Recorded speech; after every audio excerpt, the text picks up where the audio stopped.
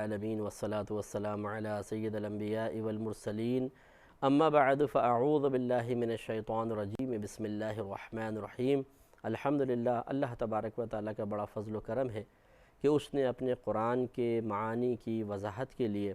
اور لوگوں تک اسے عام فہم طریقے سے پہنچانے کے لیے ہمارا انتخاب فرمایا، اور یہ بھی اللہ تبارک و تعالیٰ کا بہت بڑا کرم ہے کہ اس نے آپ کو توفیق عطا فرمائی کہ آپ اللہ تبارک و تعالیٰ کی پاکیزہ کتاب کو سمجھنے کے لیے اپنے قیمتی وقت میں سے کچھ وقت نکالنے میں کامیاب ہوئے۔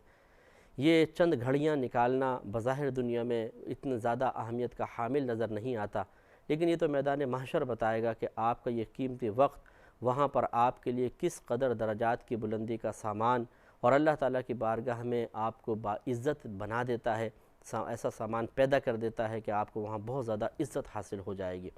تو گویا کہ یہ وقت معاذ اللہ ثم معاذ اللہ کوئی ضائع نہیں ہو رہا۔ یہ جو باتیں ہم کر رہے ہیں یا آپ سن رہے ہیں، یہ تو وہ قیمتی خزانہ ہے کہ جس کا حقیقی طور پر اظہار اللہ تبارک و تعالیٰ میدان محشر میں کرے گا، اور وہاں پر اس کی اہمیت جب ہم دیکھیں گے تو شاید یہ تمنا کریں گے کہ کاش پوری زندگی ہم اسی طریقے سے درس کرتے رہتے، سنتے رہتے، اور اللہ تبارک و تعالیٰ کی اس پاکیزہ کتاب کی برکات کو سمیٹتے رہتے تاکہ اس طرح کے انعامات ہمیں مزید مل جاتے۔ تو اس لیے یہ بہت بڑی سعادت کی بات ہے کہ قرب قیامت کے وقت اللہ تبارک و تعالیٰ کی سب سے عظیم اور افضل کتاب، یعنی ثواب کے اعتبار سے، ویسے تو اللہ تعالیٰ کا کلام میں افضل و مفضول کی گنجائش نہیں ہے کہ سب سے افضل نبی پر نازل ہونے والا قرآن جو ثواب کے اعتبار سے پچھلے تمام آسمانی کتابوں سے زیادہ اہمیت رکھتا ہے، افضل ہے، وہ کتاب بیان کرنے کا موقع مل رہا ہے، آپ کو سننے کا موقع مل رہا ہے، اس کی برکات سمیٹنے کا موقع مل رہا ہے، اور اس کی روشنی میں اپنا محاسبہ کرتے ہوئے عملی طور پر اسے اپنی ذات پر نافذ کرنے کے پاکیزہ ارادہ کرنے کا موقع مل رہا ہے۔ یہ بہت بڑی سعادت کی بات ہے۔ آپ کو معلوم ہے کہ الہادی پروگرام کا فارمیٹ یہ ہے کہ ہم کسی خاص موضوع کا انتخاب کرنے کے بعد اس سے متعلقہ بہت ساری آیات، جتنی ممکن ہو سکتی ہیں ہم آیات بیان کرتے ہیں، جن میں جو اس موضوع کو واضح کر دیتی ہیں، اس موضوع سے متعلق ضروری باتوں کو واضح کر دیتی ہے، اور ہمیں سمجھنے کا موقع ملتا ہے کہ فلاں چیز کے بارے میں اللہ تعالیٰ نے کیا بیان فرمایا، اس کے بارے میں بنیادی عقیدہ اور نظریہ کیا ہونا چاہیے، فلاں چیز جو ہے اس کے بارے میں قرآن کیا کہتا ہے، اللہ تبارک و تعالیٰ کے کیا کیا اس چیز کے بیان کے پیچھے مقاصد کار فرما ہیں، یہ تمام چیزیں ہمیں معلوم ہوتی ہیں۔ تو الحمدللہ ابھی جس موضوع پر ہم کلام کر رہے ہیں وہ رسل، انبیاء، رسالت اور نبوت ہے۔ مختلف رسالت، نبوت کے مختلف پہلوؤں پر کلام کرتے ہوئے اب جس ہم پہلو پر آئے ہیں وہ انبیاء علیہ السلام کے علم غیب کا معاملہ ہے۔ آج انشاءاللہ اس آیت کریمہ کو عرض کریں گے اور اسی پر ہمارا کلام ہوگا کہ اللہ تبارک و تعالیٰ نے علوم غیبیہ کی دولت سے انبیاء علیہ السلام کو ضرور حصہ عطا فرمایا ہے۔ ویسے تو اللہ تبارک و تعالیٰ عالم الغیب ہے، وہ غیب کا جاننے والا ہے، لیکن اللہ تعالیٰ کی عطا سے اگر کسی اور کے لیے علم غیب کو مان لیا جائے تو اس میں شرعاً کوئی حرج نہیں ہے، بلکہ قرآن کی آیات یہ خود بیان کر رہی ہیں۔ تو چنانچہ پہلے آیت دیکھتے ہیں، پھر علم غیب سے متعلق کلام بھی کریں گے۔ سورہ جن آیت نمبر 27 اللہ تعالیٰ ارشاد فرماتا ہے پہلے اپنے بارے میں کہ عالم الغیب، اللہ تبارک و تعالیٰ غیب کا جاننے والا ہے۔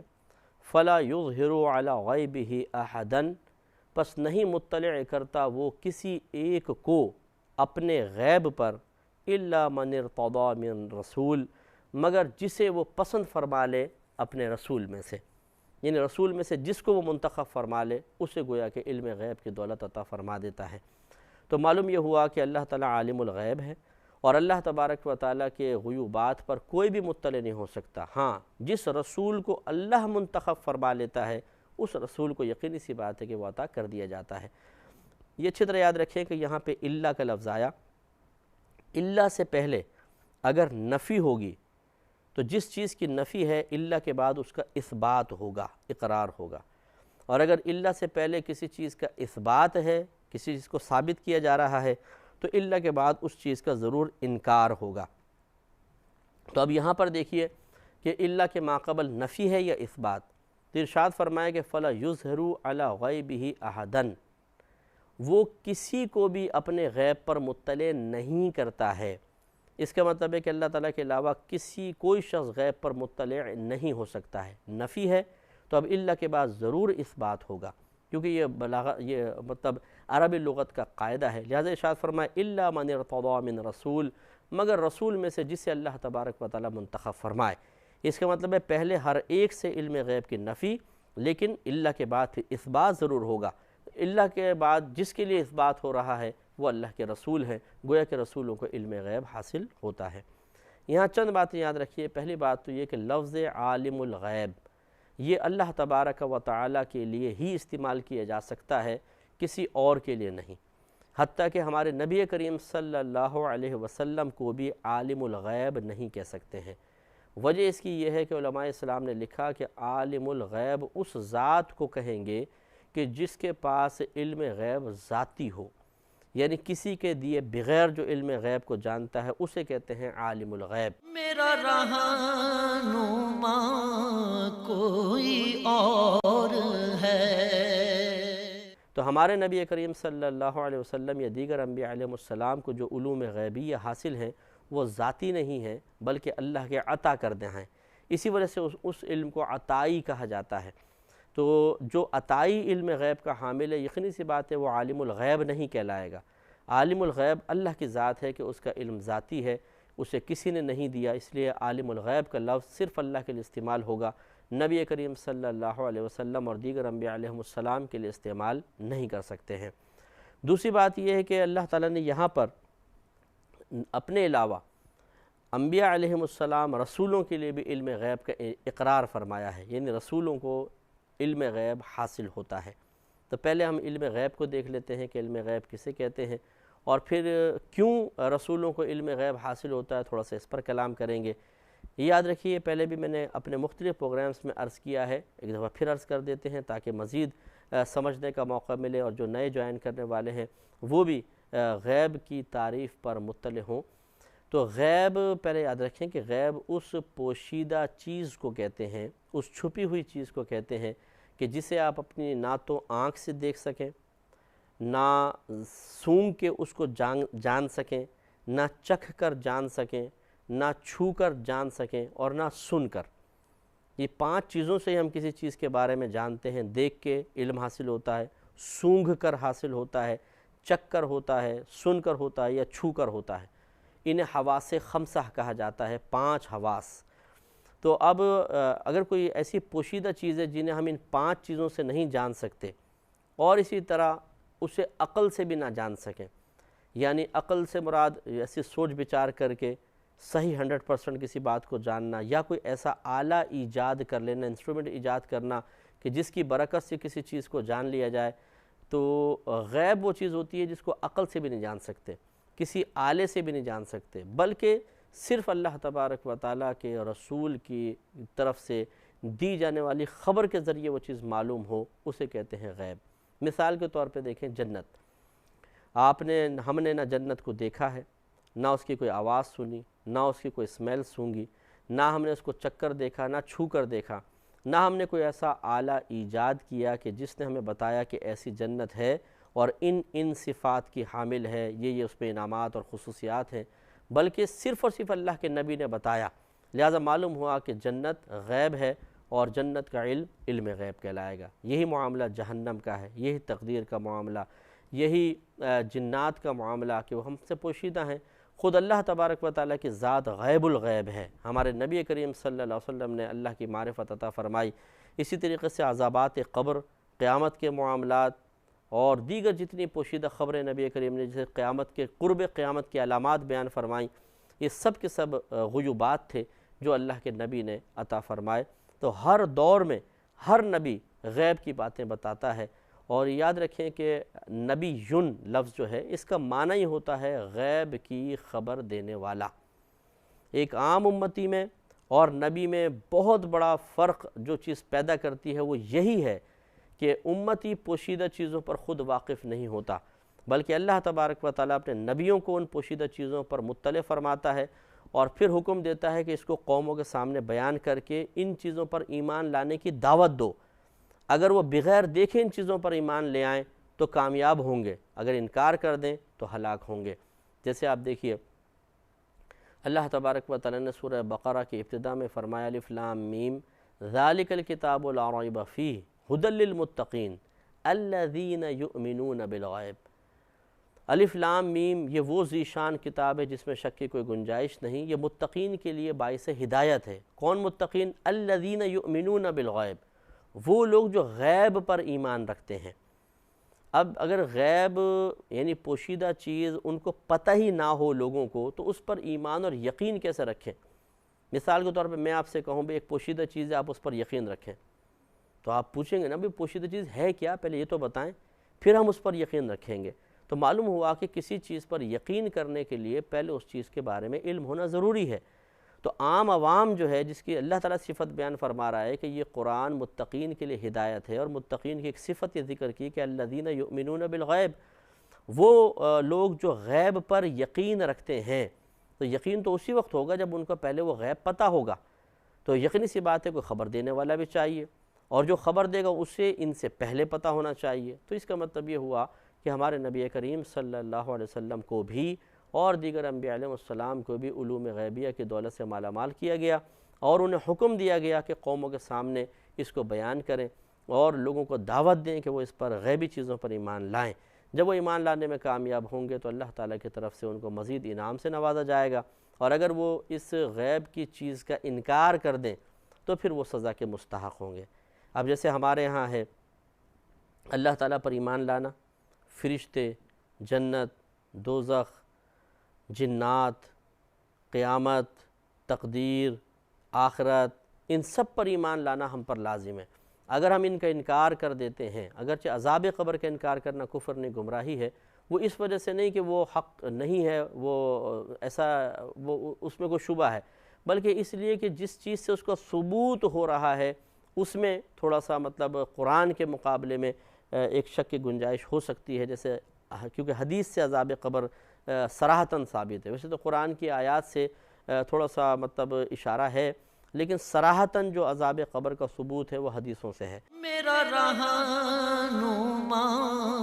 کوئی اور ہے۔ تو اس لیے چونکہ حدیث سے ثابت ہوا، اور حدیثوں کے اندر ایک طرح کا شک اس وجہ سے ہے کہ قرآن کے مقابلے میں جب حدیث کو لے کر آتے ہیں تو یقینی سی بات ہے کہ قرآن یقینی کلام ہے، اور حدیث چونکہ بعد میں جمع کی گئی ہیں ان میں تھوڑا سا شک تو ہے، لیکن ایسا شک نہیں ہے کہ وہ بے یقینی کسی کیفیت پیدا ہو اور اس شک کی بنا پہ حدیثوں کو چھوڑا جا سکے۔ لیکن یہ بھی دو حیثیتیں ہیں، پہلے میں اس کی وضاحت کر دوں کہ ایک تو ہے صحابہ کرام کے سامنے نبی کریم اپنے زبان سے کچھ بیان کر رہے ہیں، حدیث بیان کر رہے ہیں، اس کا انکار تو ویسے ہی کفر ہے جیسے قرآن کا انکار کرنا کفر، یعنی اس زمانے میں جس نے انکار کیا وہ کافر ہوا، اس لیے کہ جب نبی کا کلام آپ سن رہے ہیں تو حقیقتاً نبی کا کلام ہے، تو وہ تو پھر ماننا ہی پڑے گا۔ لیکن ایک ہے کہ آج ہم نبی کوئی ہمیں کہہ رہا ہے کہ جی یہ نبی کا کلام ہے، اس میں بات بیان ہوئی، تو اس میں شبہ پیدا ہوا کہ واقعی یہ نبی کا کلام ہے کہ نہیں۔ اگر کسی طریقے سے کنفرم ہو جائے کہ نبی کا کلام ہے تو یقیناً نبی کریم کی بات کا انکار کفر ہوگا، لیکن جب اس بات میں شبہ پیدا ہوا کہ واقعی یہ نبی کا کلام ہے کہ نہیں، تو پھر اس میں احکام میں نرمی کرنا لازم ہو گیا۔ لہذا اسی وجہ سے فقہاء اسلام نے ارشاد فرمایا کہ اگر کوئی عذاب قبر کا انکار کر دے تو گمراہ تو ضرور ہے، کافر نہیں۔ لیکن دیگر جو غیوبات ہیں میں نے پہلے تذکرہ کیے، اللہ تعالیٰ کی ذات ہے، صفات ہے، جنت، دوزخ، جن، فرشتے، تقدیر، قیامت، ان چیزوں کو اگر آخرت جیسے ہے تو اس کا اگر کوئی انکار کرے گا تو وہ کافر ہے۔ اگر مسلمان انکار کر دے دائرہ اسلام سے باہر نکل جائے گا، اور کافر جب تک نہیں مانے گا، ان کو تسلیم نہیں کرے گا، وہ مسلمان نہیں ہو سکتا ہے۔